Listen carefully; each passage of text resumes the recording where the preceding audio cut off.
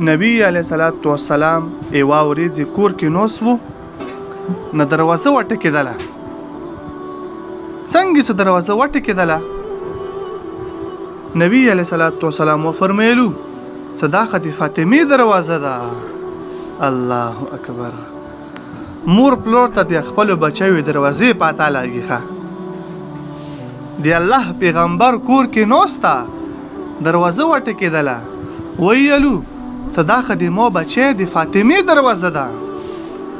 آخه کله په دې وخت باندې نه راغلي دا نن څنګه دې وخت راغله.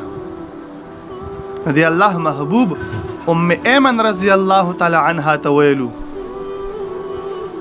دا وینځه وه چې ام ایمن لوړه شه دروازه کوله وکړه.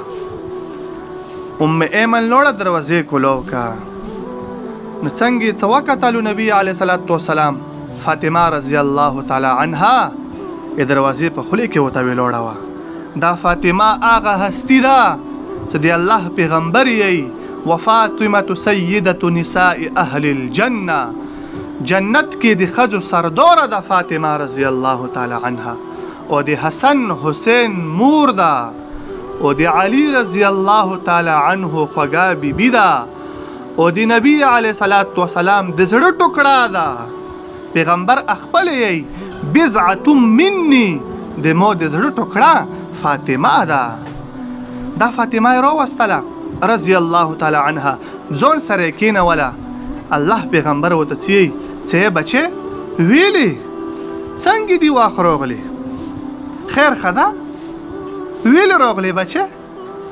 د فاطمه رضی الله څه ورته چې یا رسول الله الوږه راته ډېره لګېدلې ده ډېره زیاته وږې یم الوږې زه یې تو کور ته راوستل ما اورېدلي دي چې تو ته څه مول رغله ده هغه مول نه لږ مو تار وکړه چې الوږه مې ختم شي. دوره صابره لوره چې په ټولې زندګۍ کې یوې پېرې د خپلې الوږې شکایت کړې ده. څنګه دا خبره وکړه چې وږې قربان شه د الله پیغمبر نه والله الله داسې پیغمبر مو ته راکړی که نه. زه د خپل د پیغمبر قدر نه څه خبر یم چې ما پیغمبر څنګه و نن ما ته څه پته لګي. اوس د الله محبوب امتحان ته ګوره خپل لوري په امتحان کې واچوله. څه یې ورته چې مو خوږې بچې مو سره 5 اوزې ویلوړې دي 5 اوزې دیر که او که نه 5 دواګانې درته وښایم. څومره سخته موقع ده. فاطمه رضی الله څومره مجبوره ده مجبوري راوړې ده وږې خېټه یې راوړې ده. نبی علیه السلام څه ورته وایي چې مو سره وزې دیر که 5 دواګانې درته وښایم. ګوره نبی علیه السلام داسې کوی شو چې 2 وزې ورکړې وه او دوا یې ورته ښیلې وه. دواړه یې جمع کوی شو وزې او دوا جمع کوی شولو. څنګه د یوه وزه واخله او دا دواګانې آیا ښه نه دې کې غریبو خلکو ته تسلي ده. پیغمبر غریبو خلکو ته یایي ځکه چې په دنیا کې غریب خلک ډېر دي. نو نبي علیه السلام ورته فرمایي چې مو خوږې بچې 5 اوزې دیر که او که 5 دواګانې دیر که. نو فاطمې رضی الله نه قربان شه څه ورته چې ابا جان اوزې پرېږدوه دواګانې راته وښیه خیر د الوږه به مې ختم شي. هېڅ خبره نه ما اوزې نه دي په کوره مو ته دواګانې وښیه مو الوږه به ختم شي هېڅ خبره نه. نبي علیه صلات وسلام چهره داسې وځلېدله روښانه شوله چهره یې خوشحال شولو چې مو بچی په امتحان کې پاس شوله.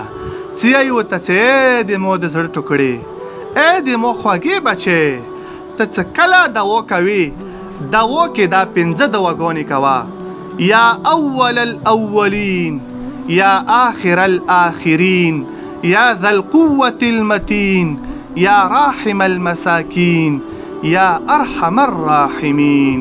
ای مو بچی دا 5 دواګانې تو ته 5 اوزونه ډېرې بهترې دي.